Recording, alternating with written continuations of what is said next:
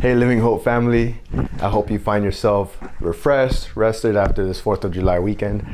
I have the privilege of continuing our weekly devotional, our midweek devotional on the series of the wisdom found in the New Testament. For those that don't know me, I am a huge sports fan. And this week I found myself looking at clips of last minute goals, last minute buzzer shots. And I asked myself, what makes this so fascinating? What makes it so interesting? And the look on the fans' faces when, someone scores the last minute goal or the last minute basket.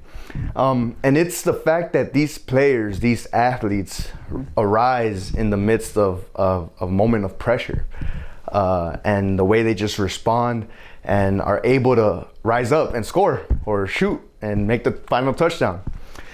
With that being said, I want to take us to the book of James, chapter 1, verses 2 through 8. And I want you to keep that in mind of those who rise up in the midst of pressure.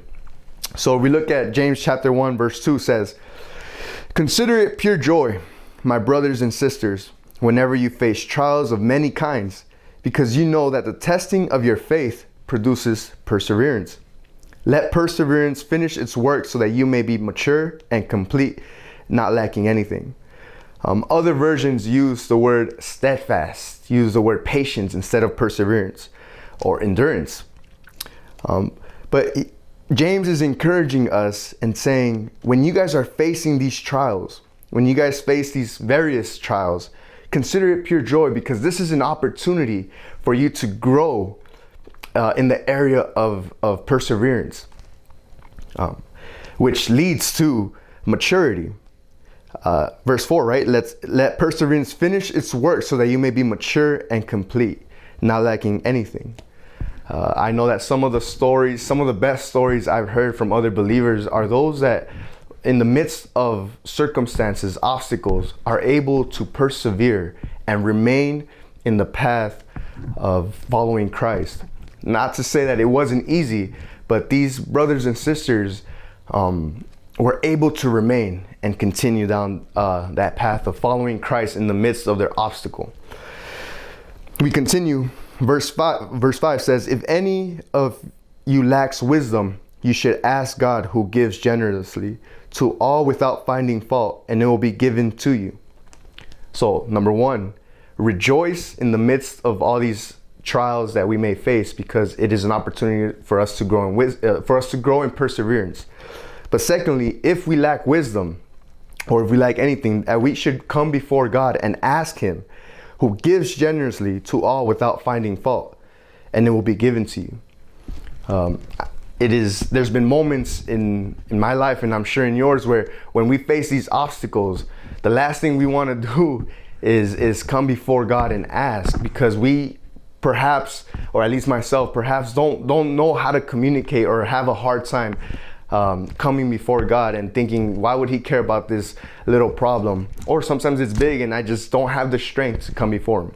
James encourages us as believers to come before Him and ask Him for wisdom, because He is a generous God and He gives without finding fault, without reproach.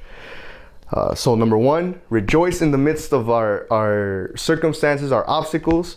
Number two, ask God, who gives generously. But here's the third point that I think is crucial to this. It says in verse 6, "But when you ask, you must believe and not doubt, because the one who doubts is like a wave of the sea, blown and tossed by the wind. That person should not expect to receive anything from the Lord. Such a person is double-minded and unstable in all they do." That is hard to take sometimes.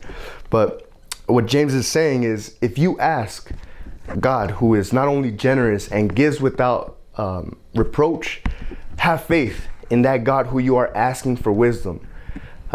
Because if there's a slight bit of doubt in who God and how good God could be in providing such wisdom or such answers, it's as if we are like the waves of the sea going back and forth. I think that's very hard for me to take in those moments of obstacles, in those moments of difficulties, but it should serve more as an encouragement.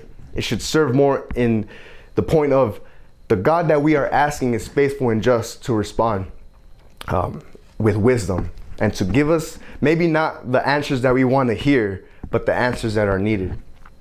So once again, going back to the last minute shot, the last minute goal, you may not find yourself in the Staples Center taking a 3-point shot that's going to make your team win and go on to the playoffs, or you may not find yourself in the stadium scoring the last minute goal, but you will find yourself facing trials of different sorts.